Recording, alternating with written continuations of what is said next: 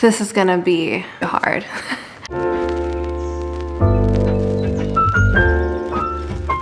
I thought this would be the perfect video to sit down and answer some of your guys' questions. I had you guys submit your business questions on my Instagram, and so I haven't checked them, so let's go ahead and see what you guys asked. Wow. This is gonna be hard. First question was, did you ever feel like giving up? And the answer to that, yeah, I did. And I feel like that is so hard to say looking from the outside in. I feel like in the beginning, I wanted to give up like every single month. I would have a time period where everything was like very slow. And of course, like it's still in the beginning. I still have like a lot of work that I'm putting into, but it is discouraged. You just want to get to that point where everything's good and everything's flowing and you know, you're making all this money, you're able to support yourself. But it does take a lot of work to get to that point, and there were times that I just wanted to quit every single month. But then something would happen and I would get like a really good sale, or I would have like a really good day and I would be like, oh my gosh, yes, I'm supposed to be doing this. You know, this is not a regret. This is not a mistake. I am supposed to be here. What are tips on keeping your emails organized? I feel like mine is all over the place and I can't keep up. So I totally feel you on this. I feel like emails need to be updated. We're in 2021 and I feel like emails have been the same since like 2003. So I personally like the brand Spike. What they have done is that they have taken email and like leveled it up into what it should be in 2021. So the interface is similar to Facebook Messenger or iMessage, and I love it so much. It is really easy to integrate. Basically, you can use your existing email, and with that, you just log into their platform and boom, there it is. Like it shows up as a chat. One of my concerns while using this was, how does it look on the other side with someone that doesn't use Spike? And it looks regular. It looks like a regular professional email. Just on your side, it just looks more of a chat, and it's easier to organize and go through and see visually what is going on within your email platform. So I really like that it clears all of the clutter and it shows it by the person and groups, just like iMessage does.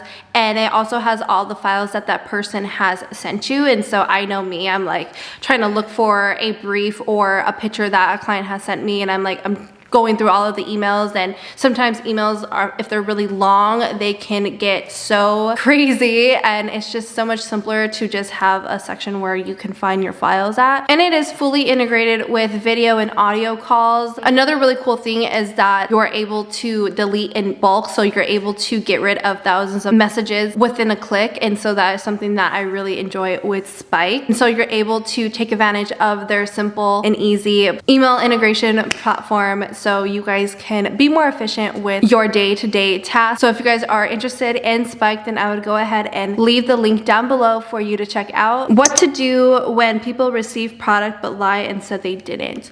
So one thing that I always do with my packages is that I insure them. Usually when that happens, I will go ahead and file a claim. In that claim, the customer has to sign and make sure that what they are saying is actually factual. If it does end up being like as they're lying or something, they get hit with a very hefty fine because that is mail fraud. So that is one of the options. If you don't have insurance, then I would just suggest to look at the bigger picture, because I understand that things happen and you know, not everyone is scammers or fraudulent, and so you want to put yourself into that person's shoes. It just kind of depends on like the product. Like, are you able to easily replace the product? Is it something that isn't going to hurt your business? But of course, if it's like $300, $400, then you kind of want to think about it a little bit more and really try to work with them. So moving forward, to help with that is to add the option for insurance. Also put in a disclaimer that you are not responsible for lost packages after you ship them off, because technically at a business standpoint, once you hand it over to the delivery service, it's on the delivery service and the customer to communicate and work that out. And so you're really not liable what happens to the product after. but of course you always want to give out really good customer service. How to convert sales. What I would do is I would look for your problem that the customer is having, and then you want to resolve it with your product. If you show that this product is going to benefit their life and solve a problem in their life that they are having, then they're gonna wanna buy it. So that's just one of the strategies that I would implement. Creating a schedule to help with productivity and balancing life. I like to have hours that I work and days that I don't work. I used to overwork myself and I would work at like 1 in the morning, 2 in the morning, but now I make sure that I stop work around like 6, 7, maybe 8 o'clock latest. I do not work after that, and I am really trying to get strict on myself that I don't work on the weekends. Also, since I do so many other things, I try to have days where I focus on that task. So for example, like Tuesdays and Fridays, I'm doing shipments, and then I have days that I focus on filming and content creation and things like that. So creating a schedule that is realistic and easily attainable. Taxes as a sole proprietor. Obviously, I'm not a tax professional. I actually use Bench and they help me with like accounting. But what I would say is that you want to save around 10% of what you are making every single month for taxes. It's not going to be the exact amount. You will probably owe a little bit more, but it's always really good to save around that amount for your estimated taxes. But like I said, I use Bench, and so if you guys are interested in that, then the link is going to be down below. You guys are able to get 1 month free and then also 30% off your first 3 months. What if you want to start a business so bad but you are afraid of failure? How to overcome this fear? I would just say that I feel like you have to change your mindset. Think of it this way, like when you're 70, do you want to look back in your life and be like, wow, I'm so glad I was able to try all of those things and experiences those experiences?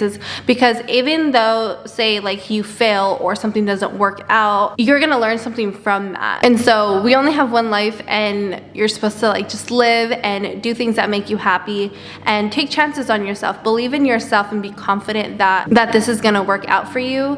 On Build a Brand, my entrepreneur platform, I help teach my members how to open their mind up and get rid of blocks or limited beliefs so that they can open themselves up and really feel confident in starting their businesses. So if you guys are interested in joining, that link is down below as well. How do you ship internationally? So I actually addressed this in my vlog. I will go ahead and link that up here. How do you calculate what you get from the business as an owner? What I like to do, I only pay myself out once a month, so I have all that money accumulate into an account, and then I go in at the end of the month and I budget it all out. So I pay my personal expenses, my business expenses, I put money aside for taxes, and then from there I get the amount that I have made, and then I divide it into my savings account, and then the rest goes into my checking. How to improve video and picture content for your business.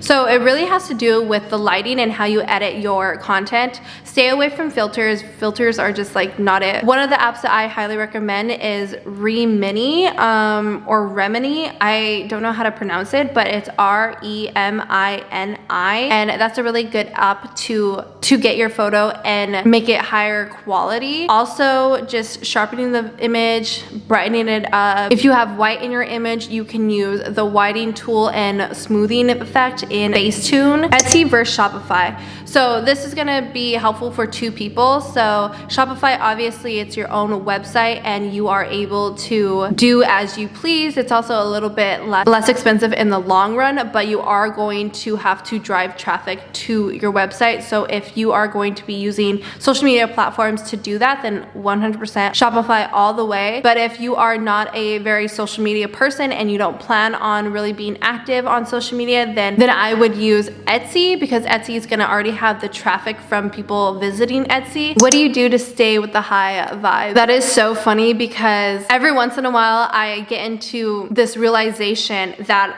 I technically don't have a job, and I'm very grateful that I've been able to support myself for the past 2 years.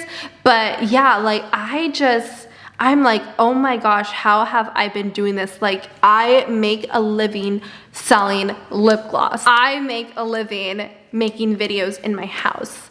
Like, what? And And I'm like, how do I even do this? Because sometimes you're just like in robot mode, like you just keep going and going and going, and like the days pass by and you don't really realize like what you're doing. And so when I have those moments, I'm like, oh my gosh, how have I been doing this? But I'm also very grateful because I get to do this. I get to share what I've learned in my experiences, and people want to know about them. And I think that's like so cool. So of course my camera dies, but I hope that helped answer some of your guys' questions. If you guys want to check out Spike, the link is going to be down below. Don't forget to follow me on Instagram, follow my business page on Instagram, shopcosmetic.com, and I'll see you guys in my next video. Bye!